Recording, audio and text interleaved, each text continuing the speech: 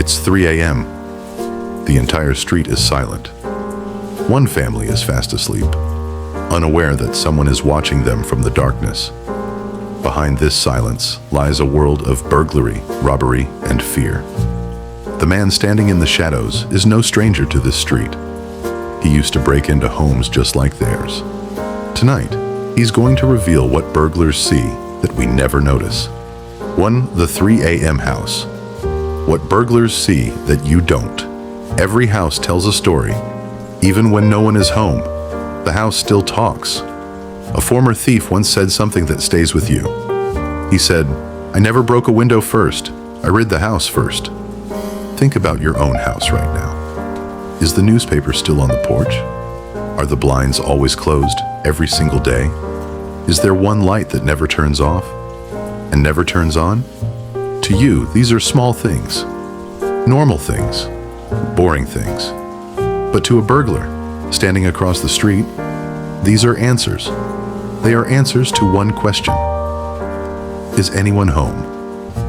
A typical suburban house at 3 a.m. looks peaceful. The grass is cut. The car is in the driveway.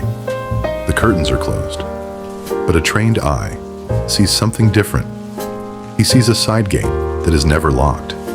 He sees a spare key hidden under a fake rock. That is not so hidden anymore. He sees a home security sticker on the window, but no actual camera near the door.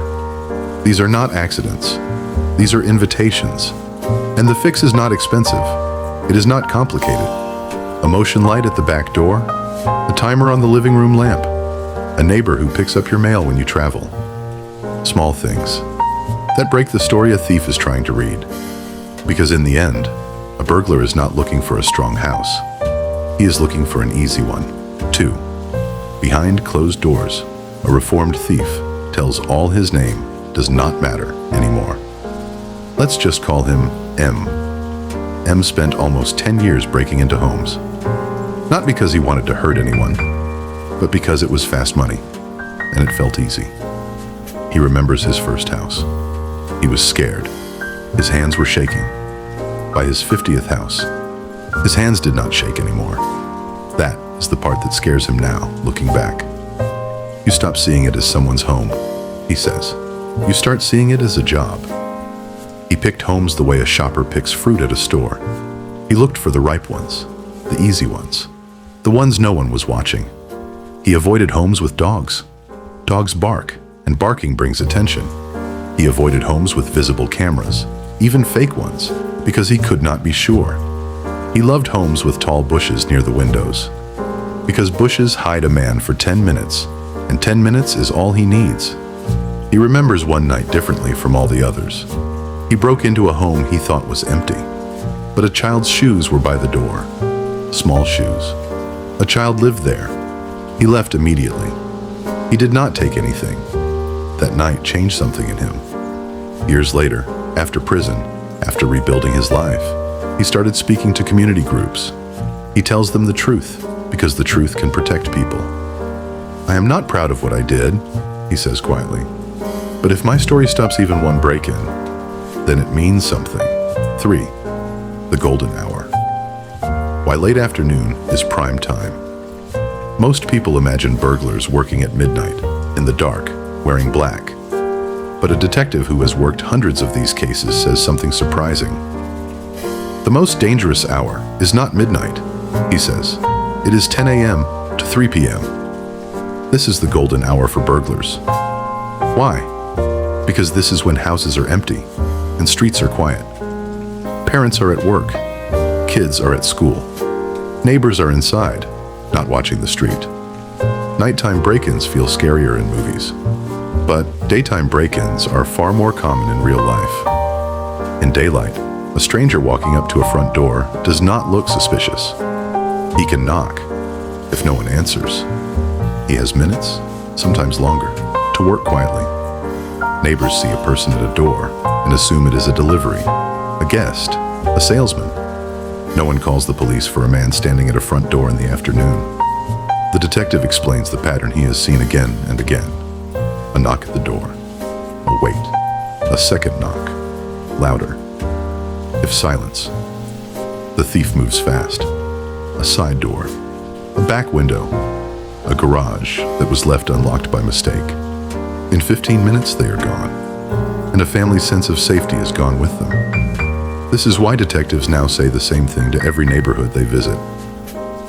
Watch the daytime, not just the night. 4. Empty nest. Why vacant-looking homes are targets. There is a house on Maple Street that everyone in the neighborhood knows. The family who lives there travels a lot. Twice a year, for 2 weeks, the house sits empty. No car, no lights, no sound. For a long time, nothing happened. Then, one September, everything changed. They came home from vacation to find their back door broken open. The television was gone. Jewelry was gone. A drawer full of family photos was thrown across the floor, like the thief was searching for something more valuable than memories. The mother said something that still breaks hearts when people hear it. It wasn't about the things they took, it was that someone stood in my kitchen and touched my child's toys. Predictable routines are dangerous, even when we do not realize it. A person who works night shifts, sleeps during the day, and their house looks empty at exactly the hours thieves prefer. A family that travels every summer, at the same time, to the same place, becomes easy to predict. Thieves do not need to guess. They just need to watch, quietly, for a few days. This is why security experts now say, routines protect you and expose you, both at once. The answer is not to stop living your life. The answer is to make your home look lived in, even when it is not. A car in the driveway, borrowed from a friend. A light on a timer. A neighbor who checks in. Small illusions that protect a real family. 5. Social media slip-ups. How vacation posts invite trouble. We live in a world where we share everything. A sunset from the beach, a photo from the airport, 2 weeks in Italy. Finally, it feels harmless. It feels like joy, shared with friends. But somewhere, behind a screen, a stranger is reading it differently. Police departments across the country have quietly warned about this pattern for years. Public vacation posts tell a burglar exactly what he needs to know. Who is gone, for how long, and often, thanks to location tags, exactly where they live. A digital footprint is like leaving your front door key on a public bench. Most people never think of it that way. It feels too casual, too normal to be dangerous. But a criminal does not need to break into your phone to find you. He just needs you to post it yourself. Security experts now suggest a simple rule, one that is easy to remember. Post your vacation photos after you are already home. Let the memory live online, later, safely, once your house is no longer empty. It costs nothing. It takes one extra day of patience, and it can be the difference between a beautiful trip and a broken door waiting when you return. 6. The corner house. Curse. Why end units get hit more. If you live on a corner, listen closely. This part is for you. Data from multiple city police departments shows something strange, something most people never notice. Corner houses and end unit homes are broken into more often than homes in the middle of a block. Why? Because visibility works both ways. A corner house can be watched from 2 streets, not one. It often has fewer close neighbors on one side, meaning fewer eyes, fewer witnesses. And it usually has more entry points. A side door, a side gate, a window facing an empty street, not another house. A security expert compared it simply. A middle house is surrounded. A corner house is exposed. For a thief, more entry points mean more escape routes too. If someone appears at the front, he can leave from the side, unseen, in seconds. This does not mean corner houses are unsafe forever. It means they need a different kind of attention. Motion lights on both visible sides, not just the front. A fence or hedge that blocks a clear view into the yard without hiding the thief instead. And most importantly, a relationship with neighbors, even ones across the side street. Because eyes on a corner house need to come from every direction, not just one. 7. 2 cities. One night, comparing a safe block to a targeted one. Picture 2 streets. Same city. Same night. Completely different outcomes. On Willow Street, the porch lights are on. A dog barks from somewhere down the block. Neighbors know each other's cars.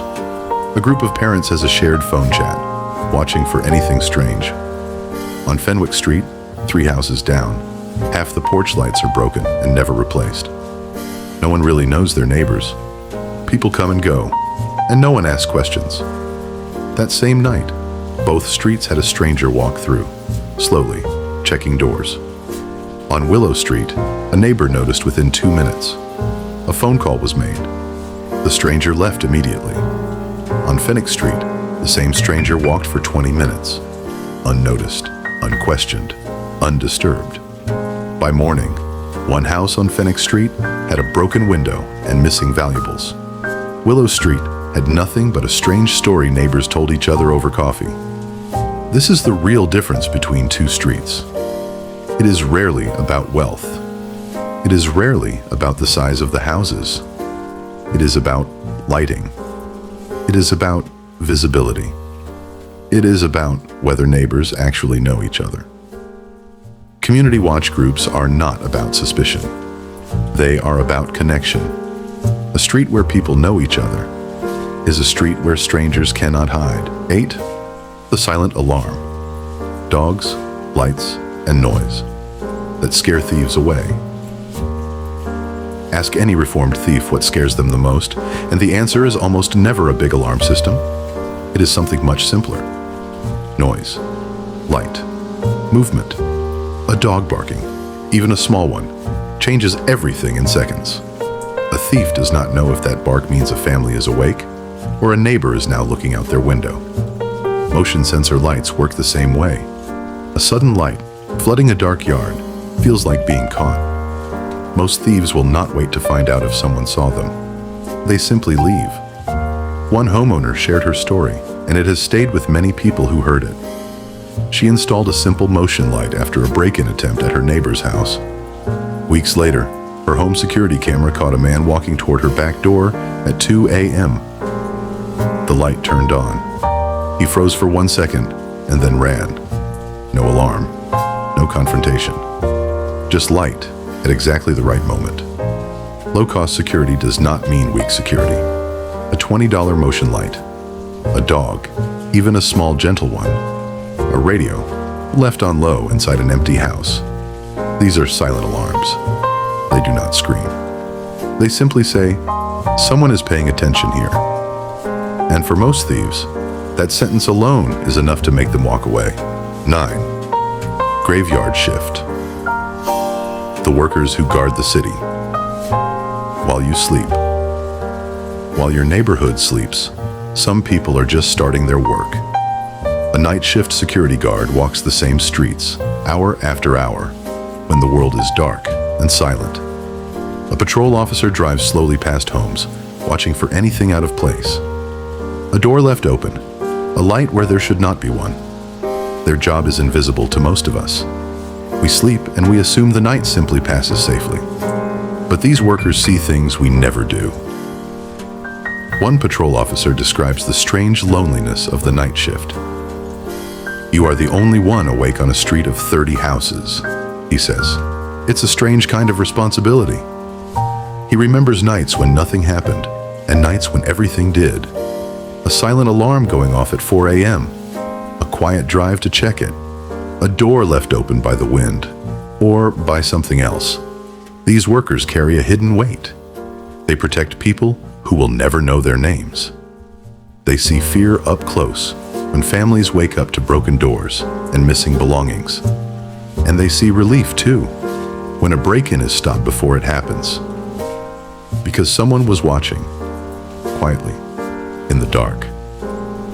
Behind every safe morning, there is often someone who did not sleep at all. 10. After the break-in, rebuilding trust in your own home. A break-in does not end when the thief leaves. For many families, that is only the beginning. One mother described coming home to find her front door open, her belongings scattered on the floor. The physical damage was fixed within a week. New locks, a new door, a new alarm system. But something else took much longer to repair. I used to feel safe in my own home, she said. After that night, I checked the locks 3 times before I could sleep. Psychologists who study trauma say this reaction is common, and it is not weakness. A home is supposed to be the one place where we feel completely safe. When that safety is broken, even briefly, it can take months to feel normal again. Children in the house may ask questions that are hard to answer. Why did someone come into our home? Will they come back? Parents often carry a quiet guilt, even when nothing was truly their fault. But recovery is possible, and many families find their way back to peace. New habits form. Lights are checked before bed. Doors are locked without thinking twice. Slowly, the fear fades, and the home starts to feel like home again. One family, 2 years after their break-in, said something powerful about that journey. "We didn't just fix our house," the father said. "We rebuilt our sense of safety, piece by piece." And maybe that is the real lesson behind every story in this video. A house is made of walls and doors, but a home is made of the safety we build inside it every single day.